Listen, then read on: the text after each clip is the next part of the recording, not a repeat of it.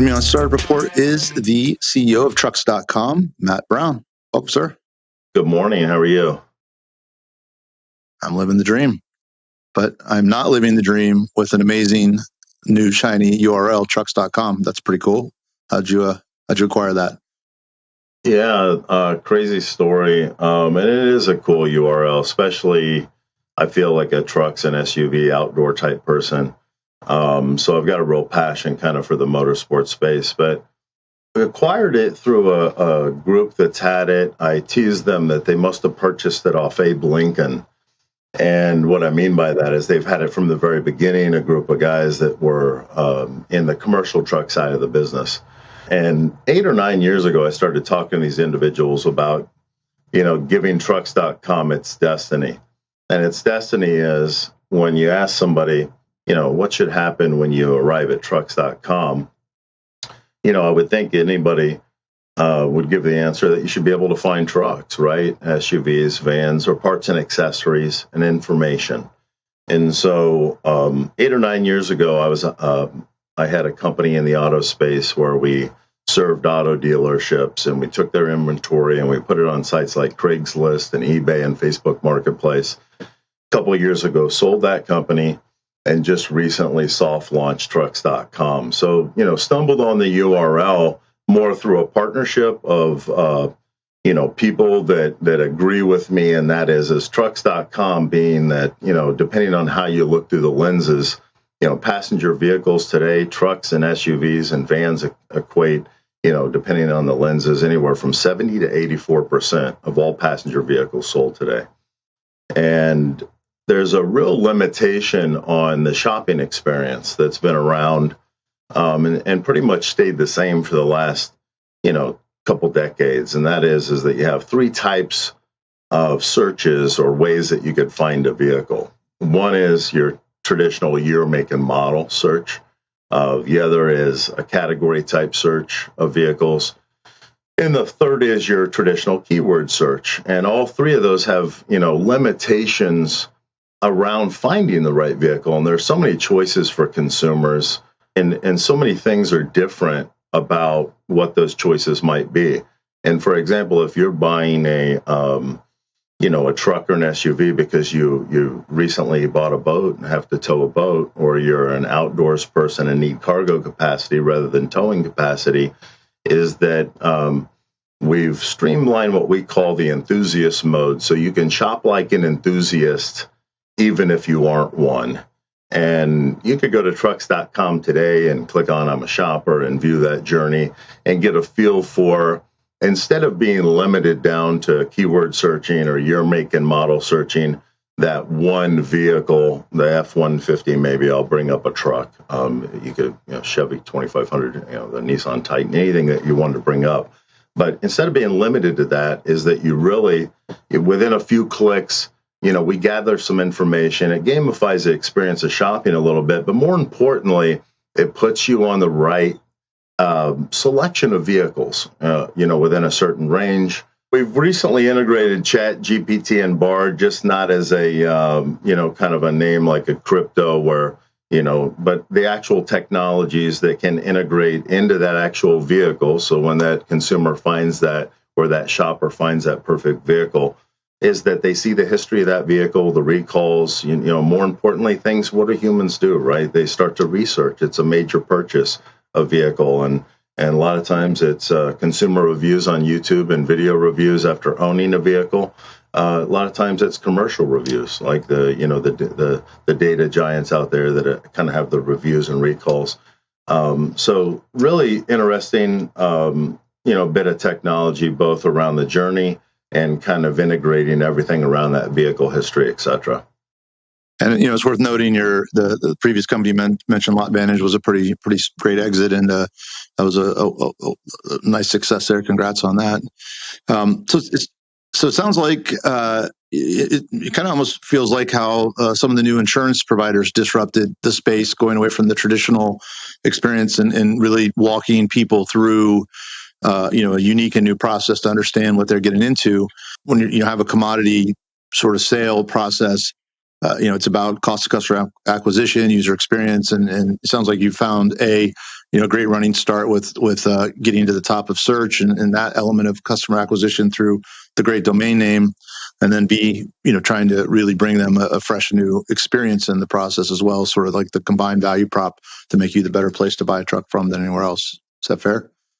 Yeah, it is fair. And I guess my comment or reaction to that would be, it became so apparent, kind of like why I heard a commercial the other day by Nissan. It says that the car manufacturers can make a beautiful piece of art out of a lump of clay.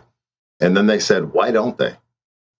And I thought that was a great, way to get to the consumer, that there's a difference between elegance and, maybe just kind of falling in the routine of looking like every other car. And maybe that's where Nissan set itself apart a little bit.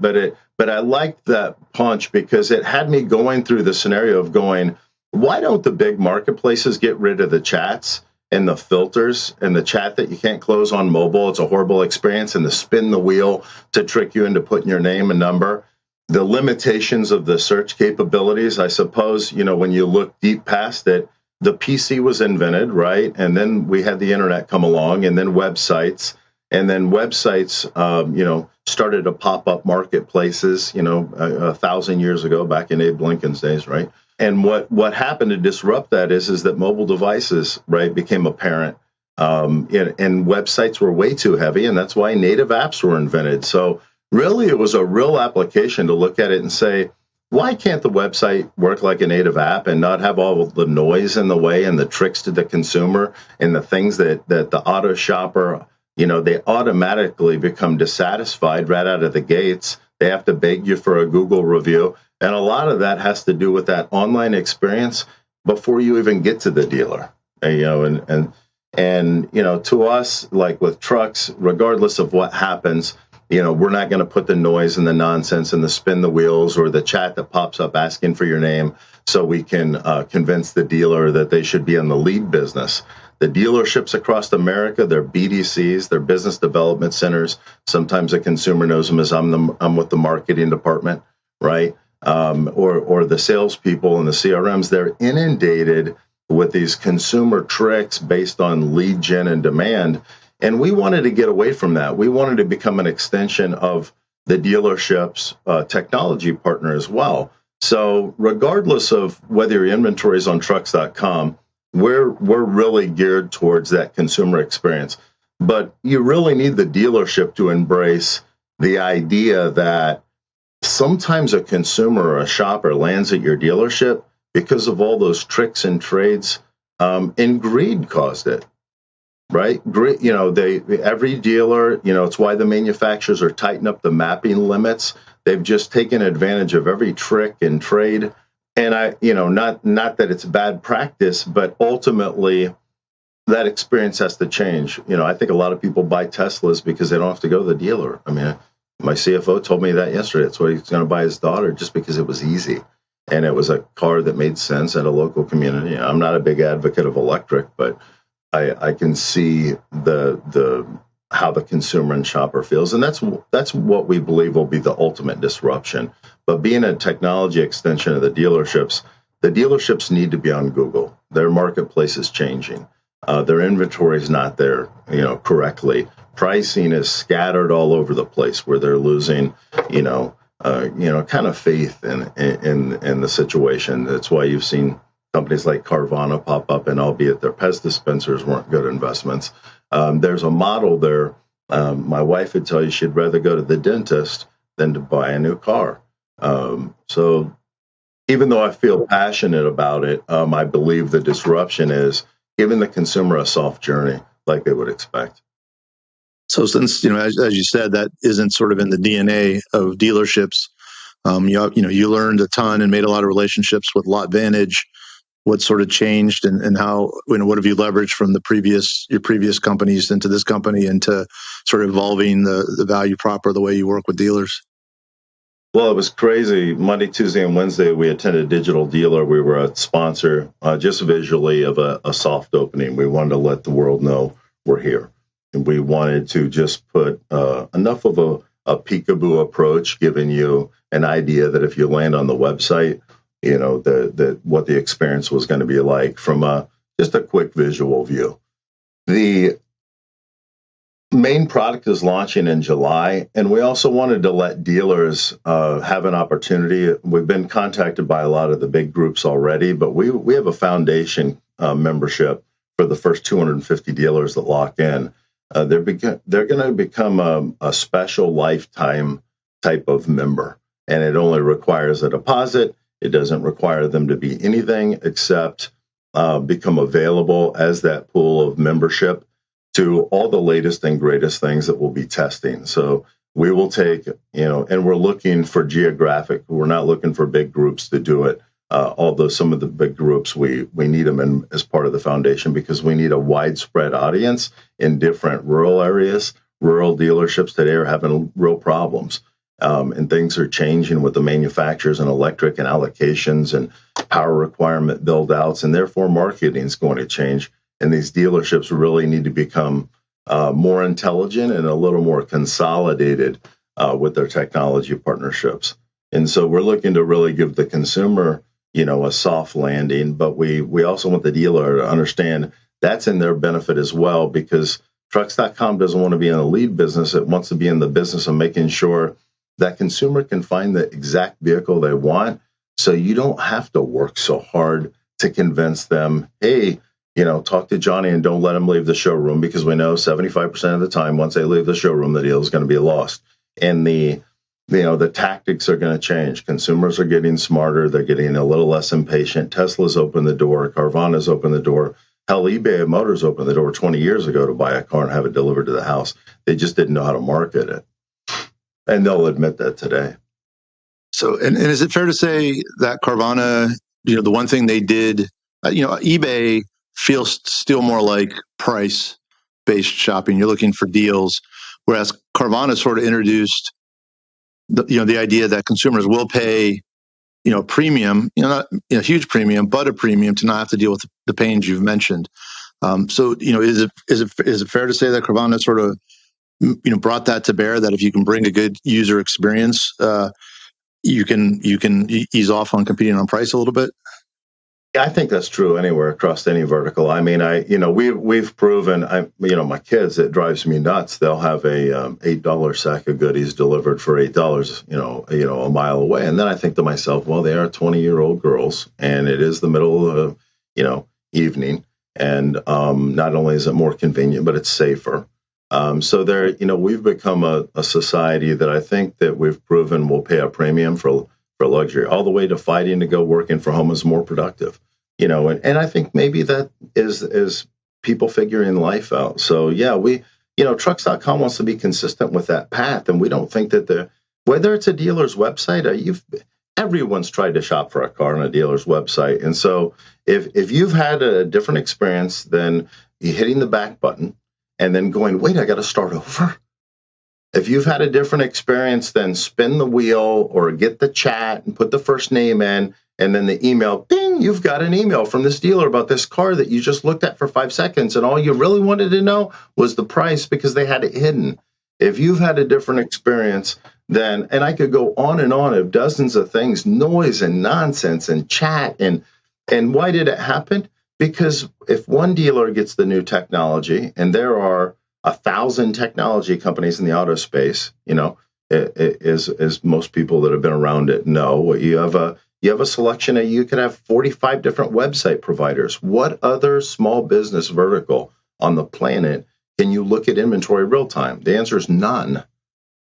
Right? Big box stores, Amazon, and auto dealers. That's where you can see inventory. The end. Let's turn a little bit to the company. So, you've had a good group that you did Lot Advantage with. What's sort of the DNA behind Trucks.com? Are you still working with any of the same folks, or what's sort of the ownership structure? Yeah, absolutely. I mean, I'm the type of entrepreneur that always brings along a team of people. It's almost like assembling the bad news bear sometimes. I thrive in a startup because I love being outside the normalcy of waking up in the morning and knowing exactly how your day is going to go. And in a startup environment, you don't. I can tell you the people, while some of them are the same, it was important for me to bring on a whole new set of perspectives, both inside the organization and outside the organization. One of the things that we did, and I think I call him my colleague at this point, is Jim Barnish and Orchid Black. I've learned to leverage a lot of outside counsel, like Jim. And what that does is allow us to kind of dive into some teams that we might not have thought about before that are extensions, great small businesses, agencies. And we've started to dive into that, and we're just there right now where we're bringing that creative blanket. To me, I've always been a designer of software that function is 99.999% important over anything to do with creative and design. And now that changes now that we're touching the consumer, because the consumer is used to how the things ought to work on the internet, where a business to business, as you know, is very sometimes kind of functional. So we're reaching outside our comfort zone a little bit. We want to get inspired by companies, whether I like them or not. Apple, they're just great leaders. I use Dollar Shave Club all the time. I want to push the limits with this and connect with the people and make them understand that we've got this new enthusiast mode, and you can shop like an enthusiast. You don't have to be an enthusiast.